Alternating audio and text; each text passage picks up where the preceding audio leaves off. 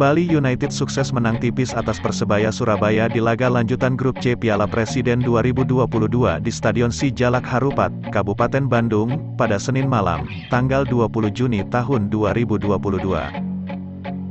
Pertarungan kedua tim raksasa Liga 1 ini berlangsung sengit.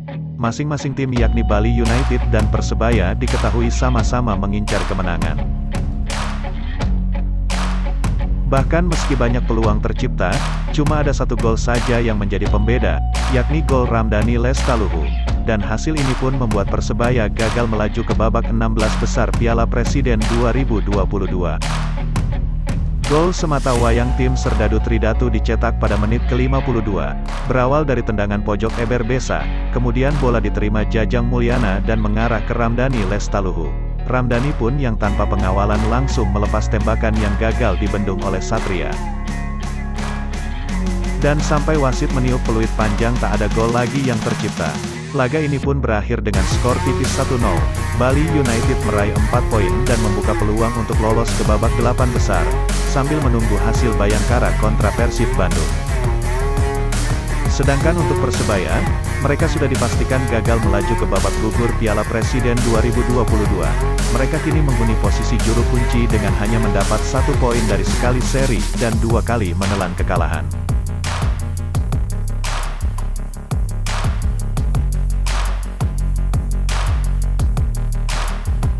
Persita Tangerang akhirnya meraih kemenangan di Grup A Piala Presiden 2022.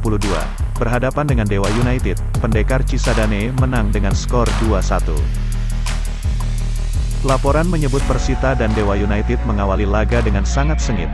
Bahkan pada 10 menit awal babak pertama sudah ada 2 kartu kuning yang dicabut oleh wasit. 1 kartu kuning diberikan untuk bek Persita Tangerang, Yohanes Kandaimu, dan 1 lagi untuk gelandang Dewa United, Asep Berlian.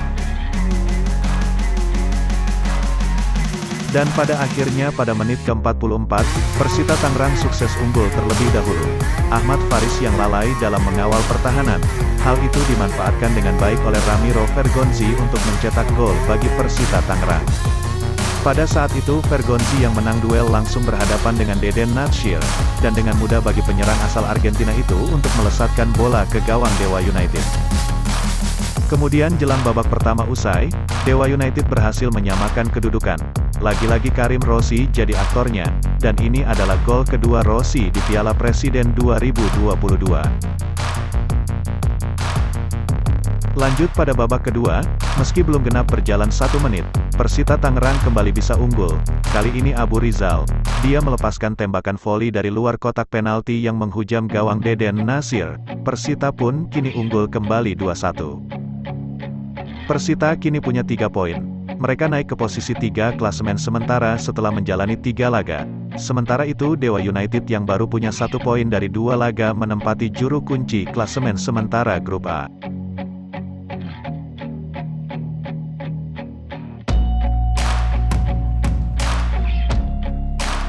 Persib Bandung akan bertanding melawan Bayangkara FC pada partai terakhir Grup C Piala Presiden 2022. Pertandingan itu bakal berlangsung pada hari Selasa, tanggal 21 Juni tahun 2022. Alih-alih menggelar partai kandang di Stadion Gelora Bandung Lautan Api, diketahui Persib harus bermain melawan Bayangkara FC di Stadion Sijalak Harupat, Kabupaten Bandung. Partai tersebut juga akan bergulir tanpa penonton.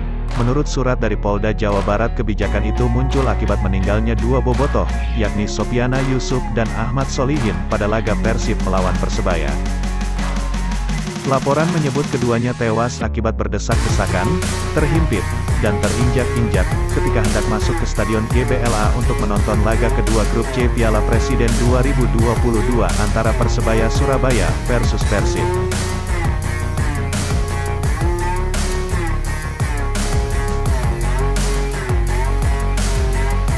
Beralih ke pemain bertahan Persib Bandung, Victor Igbonevo diketahui harus naik meja operasi.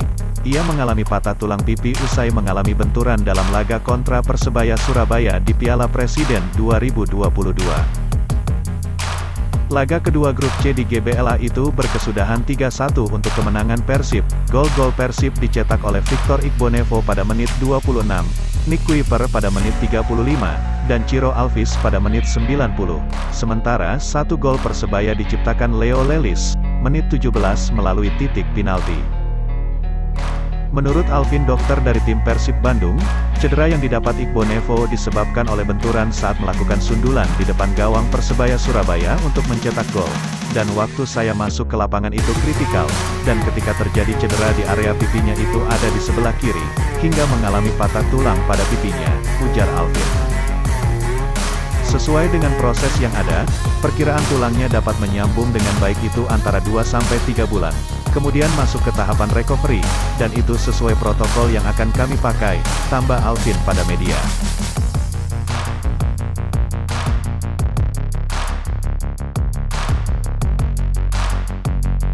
Arema FC menang 1-0 atas Persikabo 1973 pada pertandingan terakhirnya di grup D Piala Presiden 2022, pada hari Minggu tanggal 19 Juni tahun 2022. Kemenangan itu sekaligus memastikan Singo Edan ke babak berikutnya. Namun kemenangan itu harus dibayar mahal oleh Arema. Dua pemain mereka menjadi tumbal karena dibekap cedera. Dua pemain itu adalah Gian Zola dan Hashim Kipu. Gian Zola mengalami cedera di pertengahan babak pertama, padahal dia baru mencetak gol lewat tendangan bebas di menit 9. Yakni setelah duel pada menit 36, dia tak bisa bangkit lagi. Zola mengerang kesakitan dan harus ditandu keluar lapangan. Sementara itu, Kipu harus diganti pada menit 63. Diketahui usai pertandingan Kipu masih belum bisa berjalan normal. Dia harus dibantu ofisial tim dan rekannya. Irsyad Maulana menuju Bas, ini jadi sinyal kurang bagus bagi Arema FC, karena mereka akan menjalani perempat final Piala Presiden tanggal 2 Juli mendatang melawan runner-up grup B. Info terbaru dari tim medis Arema saat ini masih belum bisa memastikan apakah Zola dan Kipu bisa main di perempat final atau tidak. Mereka akan dipantau kondisinya dalam sepekan ke depan. Meski begitu Arema FC masih punya stok pemain untuk menggantikan keduanya. Untuk posisi Zola sendiri bisa digantikan Adam Alis atau Evan Dimas. Sementara itu untuk Kipu, sejatinya dia bukan starter. Dirinya tampil lawan Persikabo karena juga menggantikan Bagas Adi yang cedera. Jadi saat Bagas pulih, dia akan kembali jadi pilihan utama. Jika tidak, masih ada Syaiful Anwar, hanya saja jika Zola dan Kipu pulih. Pelatih Arema, Eduardo Almeida punya banyak opsi pemain untuk menyusun starting 11.